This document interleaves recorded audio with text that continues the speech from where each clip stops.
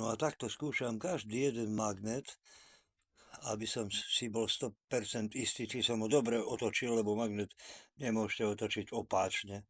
Potom by nevytváral magnetické pole.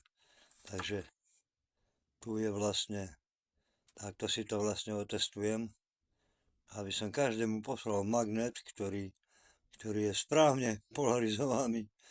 Takže tak, na váčke. Lebo keby ste ho dal naopak a bolo by to opačne, takto, tak by to proste nefungovalo. Bolo by to na hovno. Bolo by to proste na hovno. Takto to fungovať nebude. Bude to fungovať len v rámci tohto, keď je magnet na váčke takto.